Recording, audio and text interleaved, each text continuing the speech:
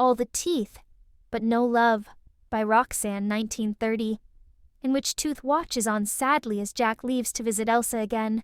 Tooth sighed sadly as she watched Jack leave the North Pole and fly off, to visit her.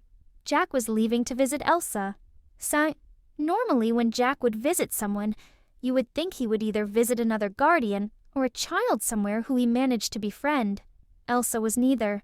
She was a young queen who could see him. It was rare for people who weren't children to believe in spirits, let alone see them. But Elsa was different than most people. She had powers. Elsa was a young human queen who had powers over ice and snow.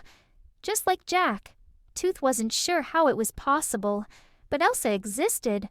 Rumors spread quickly through the spirit world, and soon the guardians had learned of her existence. Jack had understandably been the most eager to see the girl for himself.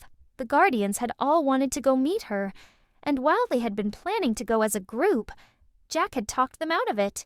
His reasoning was how too many spirits showing up at once could end up scaring her, and when Sandy agreed, so did Tooth, and after that also North and Bunny. They agreed that due to the nature of the situation, Jack would be the one to approach her first. Tooth hadn't thought anything about it. She had only been exited at the idea of a human with powers. She didn't think it would go the way it did. On the first day, she and the others had personally seen Jack off as he left to meet the human. He had stayed away for hours, way longer than she expected. When he finally returned, she right away noticed he was different. As the others bombarded him with questions on the human, Jack had answered each and every one of them with such enthusiasm. Even more enthusiasm than whenever he got himself another believer. Tooth had wanted to think he was just so happy, so meet such a special human with powers similar to his own. But even from the start, she knew it was more.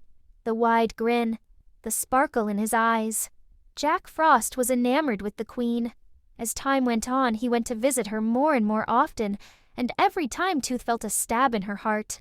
She herself had held feelings for Jack for a while.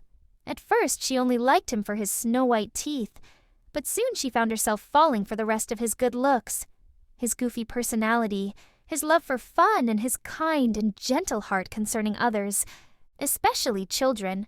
For a short while she thought he liked her too, judging by how friendly he was towards her and her mini fairies, and how he had lingered in her arms during that one hug before Baby Tooth broke them up. But now he seemed to only see her as a friend. Sure, he was always his friendly self around her, but it wasn't really much different from how he acted around the other guardians. So, he didn't act around her as he did with Elsa. Then again, what did Tooth have against Elsa? Elsa was a beautiful human who was very mature, yet still playful at times, and had practically the same powers as Jack. They even shared a bond over their love for their younger sisters. Tooth, on the other hand, was a feathered fairy who was obsessed with teeth and was rarely ever able to think about anything else. Tooth didn't want to like Elsa, but she still did. The human was just too perfect. For many years, Tooth had been perfectly happy just being surrounded by children's teeth, but that didn't mean it hurt less to watch Elsa steal Jack's heart, especially when the feelings seemed to be returned. And Tooth could do nothing but watch as it happened. She knew she would always have all the teeth, but she could not have love, at least not from Jack Frost. The end.